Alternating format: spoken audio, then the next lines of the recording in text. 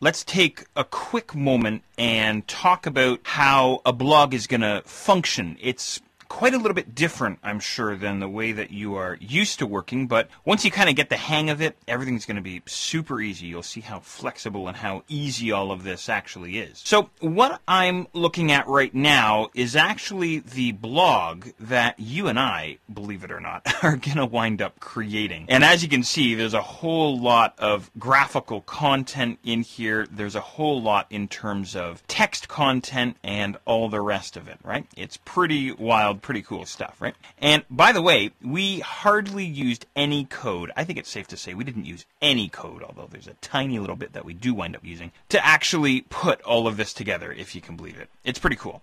Now, let me show you this here. What we have sort of in the main area of the blog are our posts, our blog posts. So I have a bunch of posts that I created here, working with color and Flash and understanding Flash's drawing models and so on, right? And this is the blog loop, by the way. This is what I was referring to earlier as the blog loop. So this post here, working with color in Flash, is the most recent post. And prior to that, I created understanding Flash's drawing models. And then prior to that, we had creating shapes in Flash. This is the chronological order of our blog, right? And again, that's really one of the big draws to getting into blogging in the first place, right? And later on, you'll see how we can go about controlling how many posts actually show up on this page. Maybe I want to set it up so that only the most recent post shows up on the front page of my blog, right? We could certainly achieve something like that, right? So that's the idea here. Now, this is what I would call the front end of the blog, if that makes sense, the live side of the blog. When you go to my blog, this is what you're going to see, right?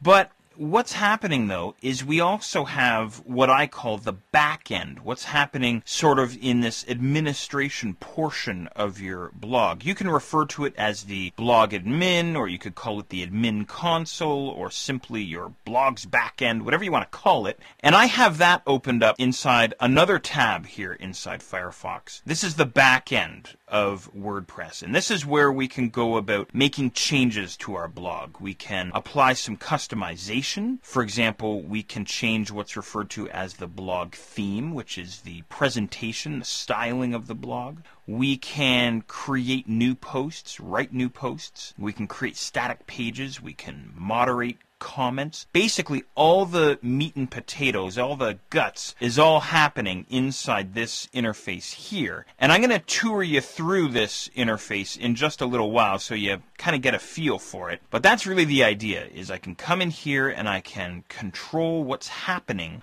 on the live side of the blog. I hope that makes sense. So when you're surfing around and you are visiting other people's blogs, of course, what you're doing is you're looking at the live side of their blog. But always remember that with every blog, they have their own back end, their own admin console for their blog as well. And it'll function in a very similar way to the admin console for your blog. So there you go. So I hope that all makes sense. Again, it's a kind of a different way of working, especially if you're coming from a traditional web design background. Perhaps you're used to building static pages in Dreamweaver. That's really kind of my background. That's where I'm coming from anyway.